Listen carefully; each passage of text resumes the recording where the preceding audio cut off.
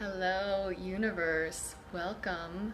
Thank you so much for joining me. If you're watching live, welcome. And if you're watching later on, thank you. Please feel free to leave comments now or later on in the chat, and I will get back to you. And I always enjoy having a lively discussion or interaction during the chat. So if you're available, please come on in and make an introduction. Hey Rachel. Well, what we're talking about today is making eye contact and how it can affect our daily lives and our relationships, and what you can do to gauge if you're making enough or if you're not making enough, and how that relates to your everyday life and how that can help you out. So eye contact, it's quite elusive. Oh, thank you, Rachel. Beautiful. You are beautiful, kind words from a very beautiful person. Thank you. So the topic is eye contact. Are you making enough? Are you making too much? And why does it matter? So eye contact can really express a lot about yourself. So they say eyes are the gateway to the soul. And if you make too much eye contact, you could be seen as weird or intimidating, or it could be a little bit scary. Have you ever had somebody who is like staring at you when you're talking to them and it feels super weird? I'll try to do that to you now. Anybody? If you can, send a like. Yeah, there's one. Yeah, it's uncomfortable. It could make me feel like sweating. I'm like, quit looking at me. And also, have you ever talked to somebody who can't even look at you at all, who looks down? And think about what you thought about a person who behaves in such a manner. Maybe you thought that they didn't care, they were disinterested in what you had to say. Maybe you thought they were rude or disconnected with reality. So there's a certain number of assumptions that you could make from eye contact, which may or may not be true. So I'll start this talk with a little bit about my own personal life. So for most of my personal life, I didn't make a lot of eye contact with people. The only time I would make eye contact with people were with people I was dating, people I was intimately close with, and I had been dating for a while. And this was the only time I felt comfortable or natural doing it. I remember being a child, and I didn't like people to even look at me.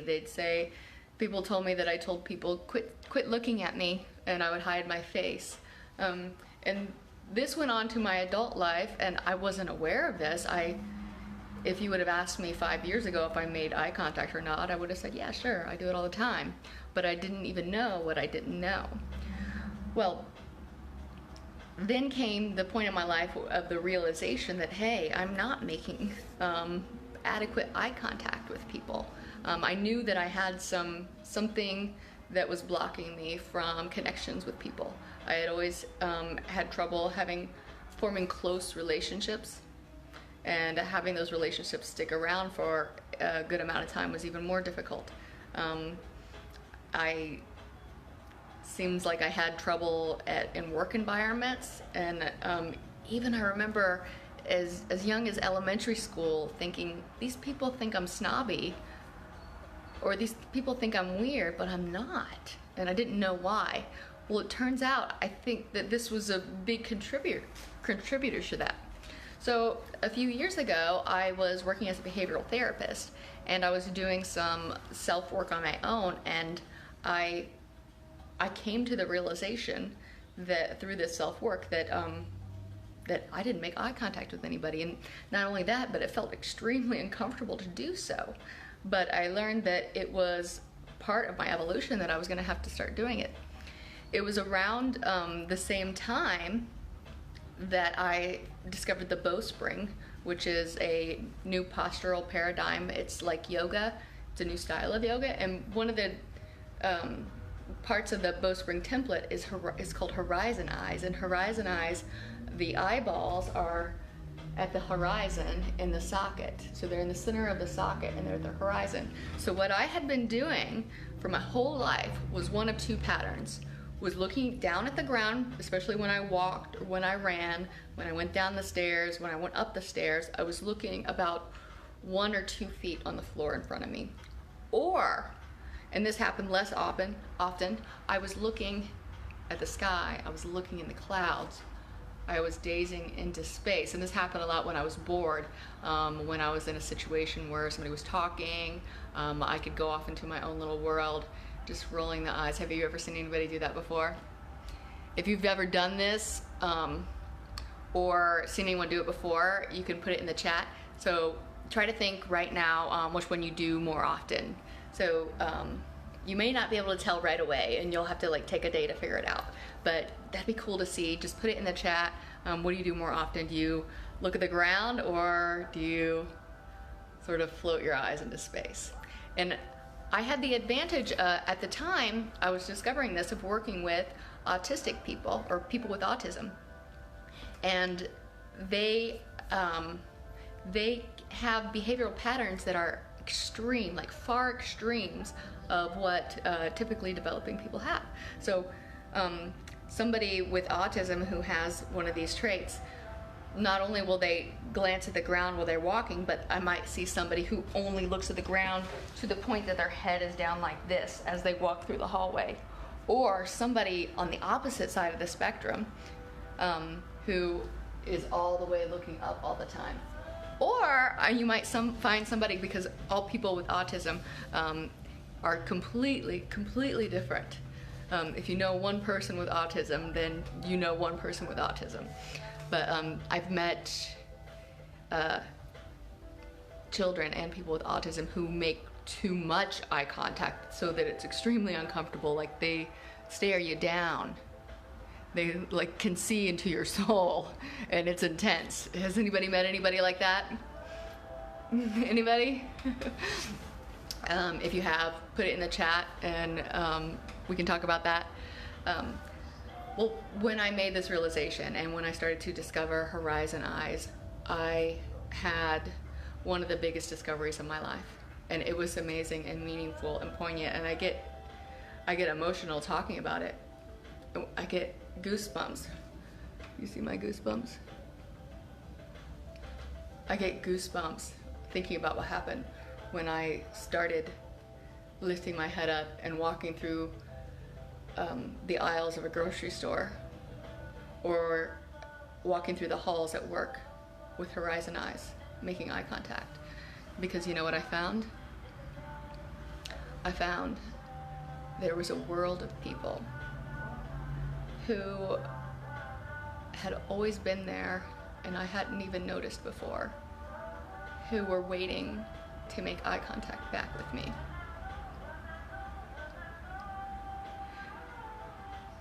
And that was life-changing, because I felt so alone before. I felt so rejected most of my life. And those people, they were there the whole time. It was me who was locked inside. It was me who was stuck in the bubble. And that realization was so powerful, and I started walking through my life after that, meeting people eye to eye for the first time. And it felt like I was a citizen of humanity for the first time. I felt like I was a part of the team, and that's big. That's big. Now, I'm not saying that it was always comfortable. I mean, and it took energy that I didn't know about. Because making eye contact, it does cost, it does have an emotional toll. It takes emotional energy to do so. And it takes an openness that is vulnerable, a vulnerability that you don't access when you're looking down at the floor or rolling your eyes at the ceiling. And so that took energy. But I got through it, I breathed through it. I'm going to share with you now how you can do it and how you could measure the best ways and more comfortable ways that you can do this for yourself and see what kind of ways your life starts to change. So some things that have changed in my life is that I feel more of a connection with other people. I feel like I can get intimately closer with people, whereas before relationships were on the surface and they didn't get deep. I all of a sudden noticed that store clerks and even strangers in the store are friendlier, so I'm making friends more often and everywhere I go. Another thing is I don't bump into people as often as I used to. I used to go around with the story that I'm a clumsy person. Well, hell yeah, I was clumsy. I was looking at the floor or the ceiling all the time, not minding where I was going in my own little world and my own little thoughts.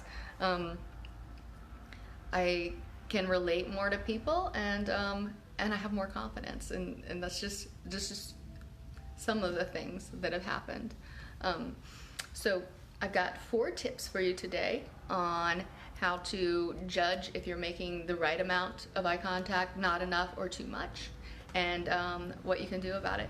So the first tip is to travel around with horizon eyes. So wherever you go, keep the eyes at the horizon. So you might wonder, what is the horizon? I think of it as the place where the most action is happening. So if you look out outside of a window, it might be where the trees meet the sky, or it might be where all the roofs are. If you look into the distance, everything conjoins at the horizon. When I'm inside, the horizon is most likely the place where the windows are, where the pictures are hung, where most of the action is happening. So that's where I keep my general eye gaze. And the cool thing about keeping your eyes in the horizon eye is that you're taking in more information. So I'm taking in information from the top half of the world and the bottom half of the world. So I'm getting as much information as possible. So when I'm looking up, I'm missing everything down here, any danger that's coming my way or whatever. And if I'm looking down, I'm missing everything up here, and I'm missing everybody else's matched eye contact. So tip number 1, travel with them up. Tip number 2, assess the situation. So when you're conversing with somebody, the first thing I do now is look at the kind of eye contact that they're comfortable with. So I'm looking at their eye contact and I'm seeing, are they looking at me straight in the eye, or are they rolling their eyes around and looking at the floor, looking at their watch, looking at playing with something? Are they avoiding eye contact with me? When they are looking at me straight in the eye, I know that they're comfortable with a deeper level of intimacy. If they're looking all around, then I assess that they were probably like the old me.